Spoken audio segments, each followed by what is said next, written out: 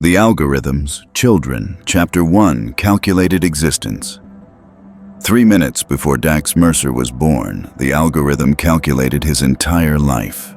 His mother didn't know this as she screamed through the final contractions, her body covered in medical sensors, feeding vital data to the clinical assessment module. The doctor monitoring the birth didn't know either, focused as she was on guiding the first glimpse of Dax's head into the sterile light of the delivery room. Even the 6 government observers standing behind the one-way glass, their faces illuminated by tablet screens, were unaware that this particular birth had triggered something unprecedented. But 300 meters below them, in a quantum computing core buried beneath New Singapore's Central Administrative Complex, the algorithm experienced what could only be described as hesitation. For 47 years, the algorithm had calculated the societal placement of every citizen born within the Global Prosperity Alliance, assessing genetic predispositions, neural development patterns, environmental variables, and thousands of other factors. It determined, with 99–97% accuracy, the optimal role each newborn would fulfill in society. Workers, managers, creatives, nurturers, administrators. Every person slotted into the position where they would be most productive and, according to the algorithm's core mandate, most content. But something about Dax Mercer's data created an anomaly. For 7 microseconds, an eternity in quantum processing time, the algorithm analyzed and reanalyzed the incoming variables. When Dax finally emerged, squalling and red-faced into the world, the algorithm had made its determination. The official designation appeared simultaneously on the doctor's retinal display, and the observer's tablets, designation Statistical Anomaly, classification. Indefinite, pending placement. Special Observation Unit 7. The observers exchanged concerned glances. In the delivery room, the doctor faltered momentarily before regaining her professional composure. "Congratulations," she told Dax's exhausted mother, carefully keeping her expression neutral. "You have a healthy son." What she didn't say was that Dax Mercer was the first child in nearly 5 decades that the algorithm couldn't classify. 17 years later, Dax stood at the edge of Special Observation Unit 7's rooftop garden, watching the sunset paint New Singapore's gleaming towers in hues of gold and crimson. The unit, or the Anomaly Academy, as its residents called it, occupied a circular structure in the city's administrative district. Its white walls and abundant greenery standing in stark contrast to the utilitarian efficiency of surrounding government buildings. Behind him, the evening meditation signal chimed softly. Most of the unit's 23 residents would be gathering in the central atrium, now preparing for the daily mindfulness exercises designed to center their exceptional cognitive patterns, as their lead observer, Dr. Kyra Chen, always phrased it. Dax had no intention of joining them. After 17 years of observation meditation and endless testing, he had developed an acute allergy to scheduled activities. "You're missing meditation again," said a voice behind him. "Dr. Chen will add another demerit to your compliance record." Dax didn't turn around. He recognized Elira's voice, just as he recognized the subtle note of concern beneath her teasing tone. "My compliance record is already a disaster. What's one more demerit?" Elira moved to stand beside him, her slight frame casting a long shadow in the setting sun. With her dark skin, closely cropped hair, and the silver neural monitoring band all anomalies were required to wear, she looked like what she was, a product of the Special Observation Unit. But her eyes told a different story. They constantly moved, observed, calculated in ways the regular citizens never did. "The placement delegates are visiting tomorrow," she reminded him. "You might want to at least pretend you're a well-adjusted anomaly." The placement delegates. Every year they came evaluating the unit's residents with clinical detachment, determining which anomalies had been sufficiently studied and could be assigned roles in society. Last year they had taken Emil, who had been designated for administrative work, despite his obvious aptitude for theoretical physics. The year before, twins Sasha and Mira had been separated, one sent to a creative cohort, the other to a technical training facility. Neither had been permitted contact with the unit since placement. "Let them come," Dax said, trying to keep the bitterness from his voice. Their decisions were made long before they ever stepped through the door. Elira sighed, leaning against the rooftop railing. At 16, she was a year younger than Dax, brought to the unit as an infant after her anomalous designation. Unlike him, she had no memories of the outside world, no reference point for life beyond the unit's controlled environment. "You don't know that," she said. "Dr. Chen says our designations remain flexible. That's the whole point of the observation program." "And you believe that after everything we've seen?" Dax turned to face her fully. "The algorithm doesn't make mistakes." "Elira, it put us here because it couldn't categorize us, and now society doesn't know what to do with us. We're glitches in their perfect system." The truth was darker than even his cynical assessment, but he couldn't bring himself to tell Elira what he had discovered 3 months ago. How he had hacked into the unit's secure database during one of the rare periods when the monitoring systems were being updated. How he had found the classified reports about anomalies from earlier years, dozens of them, far more than the handful they had been told about. And worst of all, the failed integration statistics showing what happened to anomalies after placement. Depression, psychosis, suicide. The records documented case after case of anomalies who couldn't adapt to their assigned roles, who broke under the pressure of fitting into a system designed for algorithmic precision, when their minds operated outside those parameters. The meditation chime sounded again, more insistent this time. "We should go in," Elira said, though she made no move to leave. "You know they track our locations. Let them track us. Let them record every word, every gesture, every fluctuation in our neural patterns." Dax gazed out at the city stretching to the horizon, a perfectly optimized metropolis, where every citizen fulfilled their calculated purpose. "Doesn't it ever bother you, Elira, knowing that we're just data points to them, that our entire existence is an inconvenient variable in their equations?" Her expression softened. "Of course it bothers me, but what choice do we have?" Before Dax could respond, the access door to the rooftop slid open, revealing Dr. Chen's slender figure silhouetted against the interior lighting. In her early 40s, with streaks of premature gray in her black hair, she had overseen the unit for the past decade. Her face maintained the pleasant neutrality all administrators were trained to display. But Dax had learned to read the subtle tells that betrayed her true emotions, like the slight tension at the corners of her eyes. "Now, Dax Elira," she said, her voice professionally modulated. "Meditation began 7 minutes ago." "Sorry, Dr. Chen," Elira replied immediately. "We lost track of time." "An unlikely occurrence given the precision of the notification system," Dr. Chen observed. "But I appreciate the attempt at social courtesy." Her gaze fixed on Dax. "The placement delegates will arrive at 0900 hours tomorrow. I would strongly advise participation in all scheduled activities between now and then." There was something in her tone and urgency that went beyond her usual administrative concern. Dax studied her carefully, noting the almost imperceptible nervous gesture as she adjusted her identification badge. "Is something wrong, Dr. Chen?" he asked. For the briefest moment, her professional mask slipped, revealing what looked surprisingly like fear. Then it was gone, replaced by her standard observational detachment. "All unit protocols are proceeding as scheduled," she replied. "Now please join the others for meditation.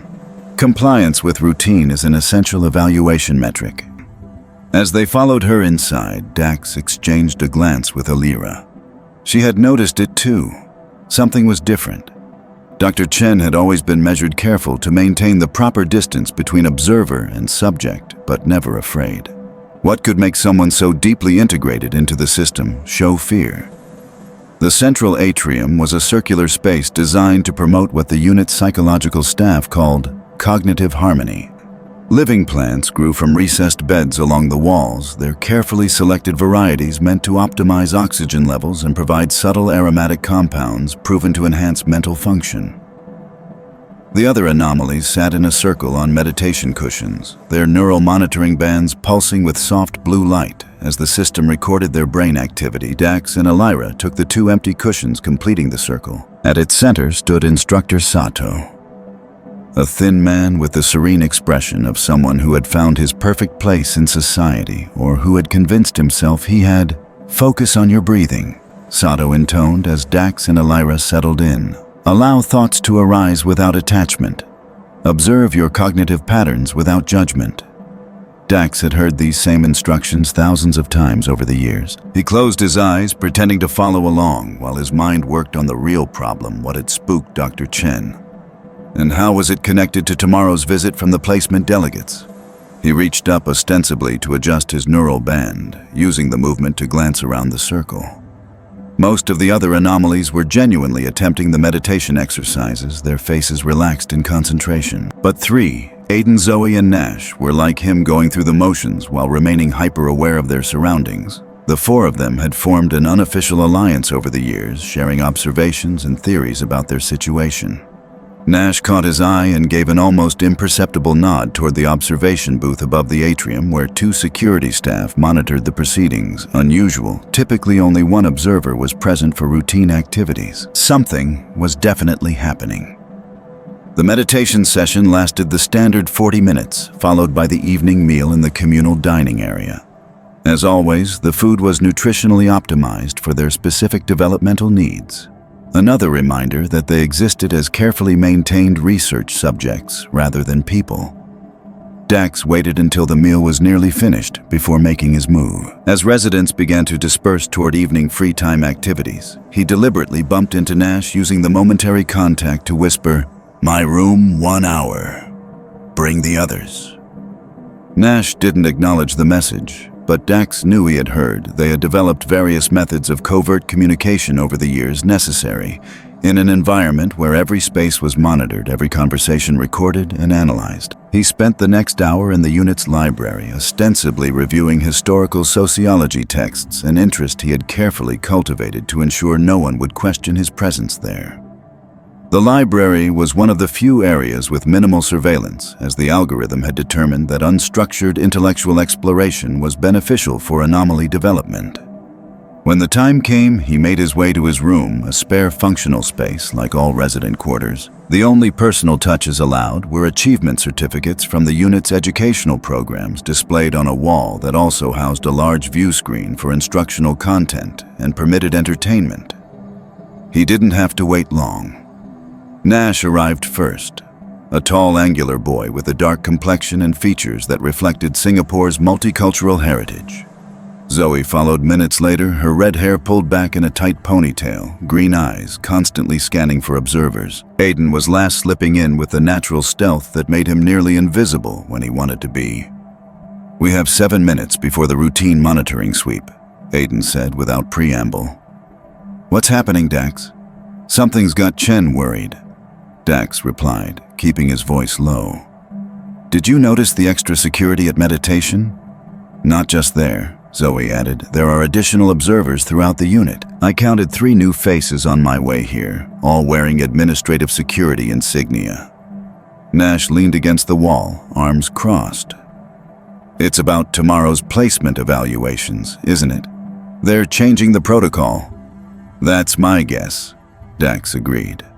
"But why the increased security? They've never needed it for placements before." "Unless they're not planning normal placements," Aiden suggested, his voice barely audible. "What if they're shutting down the unit?" The suggestion hung in the air, heavy with implications. If the anomaly program was being terminated, what would happen to them? Integration into standard societal roles had proven catastrophic for many previous anomalies. "We need more information," Zoe said practically. "Dax, can you access the system again? Find out what's in the delegates' briefing materials." Dax shook his head. "Not possible. They've upgraded security since my last intrusion. They don't know it was me, but they know someone accessed restricted files." "Then we need another way," Nash insisted. "We can't go into tomorrow blind." A plan began forming in Dax's mind, risky, potentially disastrous, but necessary. Dr. Chen knows something. She's afraid, which means whatever is happening goes against her understanding of the unit's purpose. "You want to confront her directly?" Aiden looked skeptical. "She's an administrator.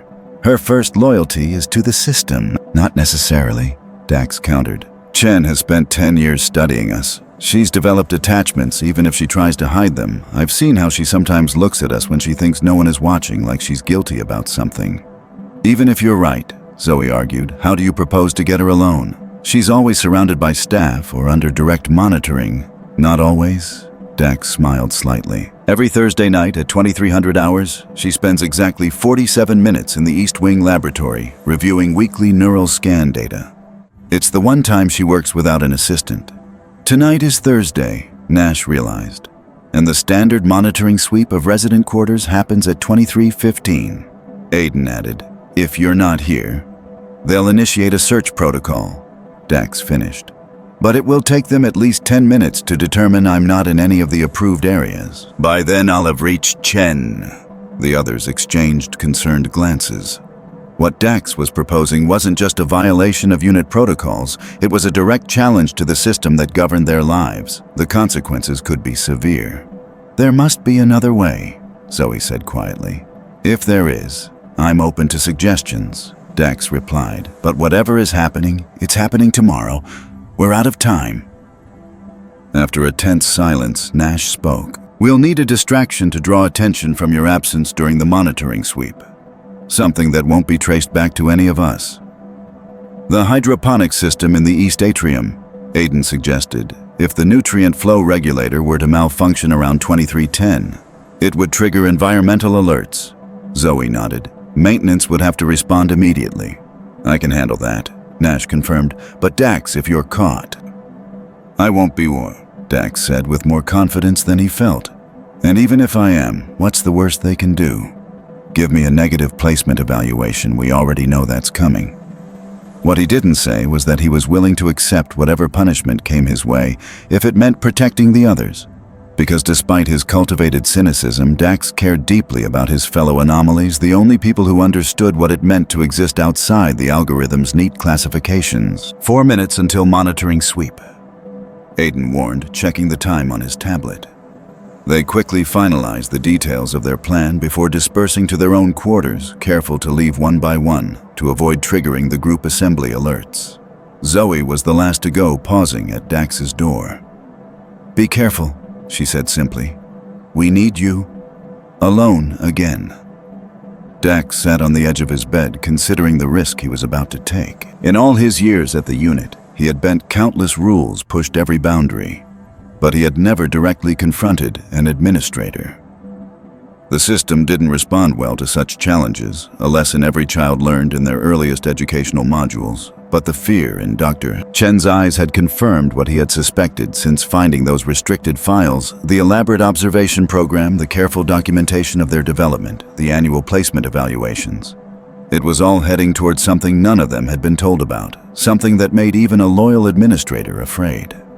At 22:55, Dax accessed his tablet and sent a single blank message to Nash, the signal to initiate the hydroponics distraction. Then he slipped into the corridor, moving silently toward the East Wing laboratory where Dr. Chen would be reviewing neural scan data in solitude.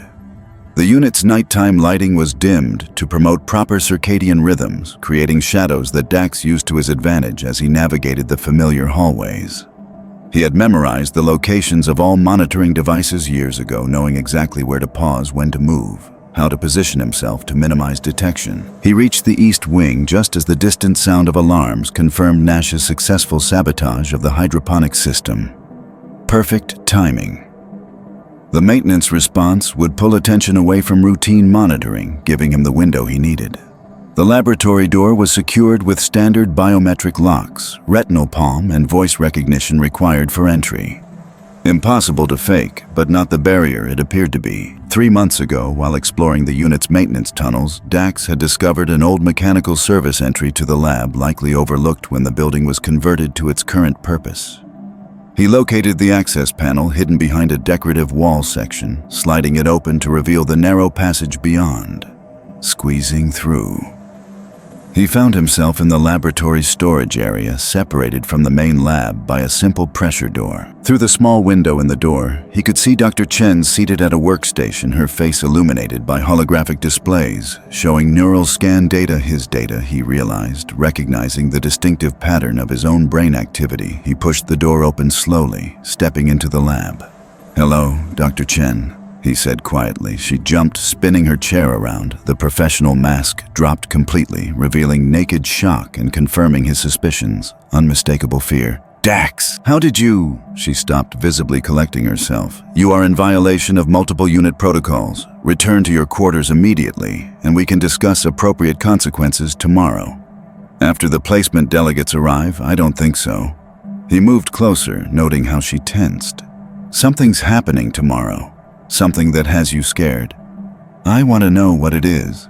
This is inappropriate, she insisted, though her voice lacked conviction. The scheduled evaluations are standard procedure. Then why the increased security? Why the fear I saw in your eyes earlier? Dax gestured to the neural scan still displayed behind her. And why are you reviewing my specific data tonight? Dr. Chen's gaze flicked to the laboratory's monitoring devices. The security systems are currently focused on an environmental alert in the atrium. Dax finished for her. We have maybe 5 minutes before they realize I'm missing from my quarters. That's 5 minutes for you to tell me the truth. Something shifted in her expression, resignation perhaps, or a decision made.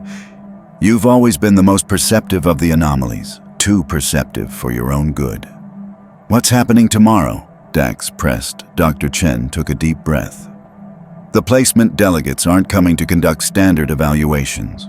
They're coming to implement the synthesis protocol. What is that? A new initiative approved at the highest levels of the Alliance government. She looked away, unable to meet his eyes. The algorithm has determined that anomalies like you represent not a failure of classification, but an opportunity for advancement. Your neural patterns, your cognitive approaches that exist outside standard parameters, they're valuable. More valuable than we realized. A cold dread settled in Dax's stomach. Valuable how? The algorithm has reached the limits of its optimization capabilities using conventional inputs. Dr. Chen explained her scientific detachment reasserting itself. It needs new cognitive models to evolve further to better serve society's needs. And we're those models. Dax concluded, the horrifying truth becoming clear. You're going to connect us directly to the algorithm, use our brains to upgrade its processing. Dr. Chen neither confirmed nor denied this, but her silence was answer enough. How many of us? Dax demanded, his voice rising despite the risk. All 23. Just the older ones. How many anomalies will be sacrificed to improve your precious algorithm? It's not sacrifice, she protested weakly. It's synthesis. Your consciousness will continue, just in a different form.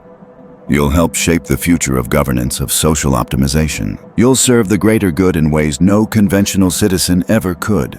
Without our consent, Dax shot back. Without even telling us what's happening, until we're strapped into whatever machine will extract our cognitive patterns. The distant sound of an alert tone indicated that his absence had been discovered. Time was running out. It's too late to stop this, Dax. Dr. Chen said, a hint of genuine regret in her voice. The decision has been made at the highest levels. The synthesis protocol begins tomorrow at 1,000 hours. All anomalies will be processed. Processed. He repeated the sterile term, revealing the truth behind all the years of observation and testing. They had never been people to the system, only resources to be utilized when the time was right. The laboratory door slid open with a pneumatic hiss, and 2 security officers entered, neural disruptors drawn. Resident Mercer, you are in violation of curfew protocols, one announced. Return to your quarters immediately. Dax looked back at Dr. Chen, searching for any sign that she might help him, might stand against the system she had served for so long. What he saw instead was resignation as she retreated behind her administrative mask. Escort Resident Mercer to secure observation, she instructed the officers. Implementation of restricted protocol has been accelerated due to compliance concerns. As the officers moved to flank him, Dax realized his miscalculation. He had hoped to get information and return to warn the others. Instead, he had triggered the very process he had hoped to prevent. You know this is wrong, he said to Chen as the officers gripped his arms. Whatever justification they've given you, whatever greater good they've promised, you know that using people this way is wrong. For a moment, something flickered in her eyes, doubt perhaps, or the last remnant of the humanity the system had methodically stripped from her. Then it was gone. The algorithm has determined the optimal path forward. She said the standard response of all who serve the system without question, individual concerns are secondary to collective advancement. As the officers led him from the laboratory, Dax's mind raced. He had hoped for answers, but had instead accelerated the danger. Now he was being taken to secure observation, likely cutting off any chance to warn the others about what was coming unless. The neural monitoring band on his wrist still pulsed with its steady blue light, transmitting his brain activity to the unit's central system, the same system that connected to the tablets each anomaly used for educational and communication purposes. Years ago, he and Nash had discovered that by manipulating certain thought patterns, they could create recognizable spikes in the monitoring data, a rudimentary code they had developed for situations exactly like this. As they marched him through the corridors toward the secure observation cells, Dax concentrated deliberately generating the neural pattern that corresponded to their highest alert signal. He repeated it over and over, hoping that Nash, Zoe, or Aiden might be watching the monitoring feeds, might recognize his warning danger protocol activated run. The secure observation area was located in the unit's lower level, a section rarely used, except for medical procedures requiring isolation. The cell they placed him in was clinically sterile, with a single bed, a monitoring station, and walls that could become transparent for observation or opaque for privacy. Though privacy, Dax knew, was merely an illusion in a place where even one's thoughts were recorded and analyzed. "Remain here until retrieval for procedure," one officer instructed before they departed, sealing the door behind them. Alone, Dax sat on the edge of the bed, considering his options. They were distressingly few. The secure observation cells were specifically designed to contain anomalies, with multiple redundant systems preventing escape. Even if he could somehow break out, where would he go? The unit was his prison, but it was also his protection from an outside world designed for algorithm-approved citizens, not statistical aberrations like him. He thought of Elira, of their conversation on the rooftop just hours ago. "What choice do we have?" she had asked. At the time, he hadn't had an answer. Now, facing the reality of the synthesis protocol, he realized there was only one choice that mattered: to accept the fate the algorithm had calculated for them, or to reject it entirely, whatever the consequences. The monitoring panel on the wall displayed the time, 0037 hours. Less than 10 hours until the synthesis protocol would begin transforming him and his fellow anomalies from inconvenient statistical outliers into useful computational resources. He closed his eyes, continuing to transmit his neural warning pattern while formulating what might be the last independent thoughts of his existence. "The algorithm calculated my life before I was born, but it couldn't calculate this moment of defiance, this refusal to accept its definition of my purpose. Whatever happens tomorrow, that truth remains." The observation cell's lights dimmed automatically, simulating night cycle conditions to maintain circadian rhythm. In the near darkness, Dax Mercer's Statistical Anomaly waited for dawn and whatever it would bring. Exactly 53 minutes later, the cell door slid open. Dax jumped to his feet, expecting security officers or perhaps Dr. Chen coming to prepare him for the synthesis protocol. Instead, he saw Elira's face, her expression a mixture of determination and barely controlled panic. "We don't have much time," she whispered. "Nash intercepted your neural alert. He's disabled the monitoring systems on this level, but the override will only last 7 minutes before the security protocols detect the anomaly." Before Dax could respond, Zoe appeared behind Elira, a tablet in her hands displaying the unit's security feeds. "Move now," she hissed. Aiden is holding the service elevator, but security is already responding to the system irregularities. "How did you?"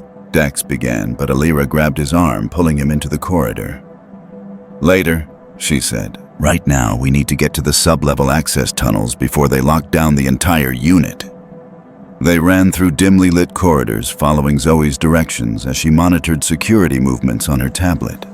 Dax quickly explained what he had learned from Dr. Chen about the synthesis protocol, watching horror spread across their faces as they realized what had been planned for all of them.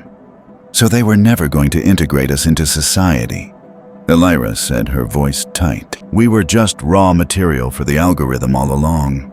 Where are the others?" Dax asked as they descended a rarely used maintenance stairwell. The rest of the anomalies. We couldn't risk alerting everyone, Zoe explained grimly. Too many variables, too high probability of detection. We made the calculation. The cold logic of her statement hit Dax hard. They had chosen who to save and who to leave behind, just as the system had taught them to prioritize optimal outcomes over individual concerns. They were using the algorithm's own methodology against it. They reached the lowest level of the unit where Aiden held a service elevator open, his normally calm demeanor replaced by tightly controlled urgency. 2 minutes before full security alert, he reported, the system has detected the pattern of our movements. What's the plan? Dax asked as they crowded into the elevator. Where are we going? Out. Nash replied simply, emerging from the shadows of the service corridor beyond. I've accessed the maintenance tunnels that connect to the city's subsurface transit system. If we can reach the public levels, we can disappear into the population. And then what? Elira asked the question they were all thinking. We have neural monitoring bands we can't remove, no identification codes for public services, no access to resources. We're not part of the system. We'll figure it out, Dax said with more confidence than he felt. Right now, anything is better than being synthesized into the algorithm. The elevator descended to the unit's sub-basement, a rarely accessed level housing environmental systems and emergency supplies. Nash led them through a maze of utility corridors, finally stopping at what appeared to be a standard maintenance access panel. This connects to the city's old service tunnels, he explained, removing the panel to reveal a narrow passage beyond. They're mostly automated now, but there are still human maintenance checks occasionally. We'll need to avoid detection. How do you know about this? Dax asked, surprised by Nash's detailed knowledge of systems outside the unit. A faint smile crossed Nash's face. You weren't the only one exploring restricted databases. I've been mapping exit routes for years, just in case. One by one, they squeezed through the opening into the service tunnel beyond. The passage was dimly lit by emergency strips, stretching into darkness in both directions. Damp, recycled air carried the scent of machine oil and the faint ozone tang of electrical systems.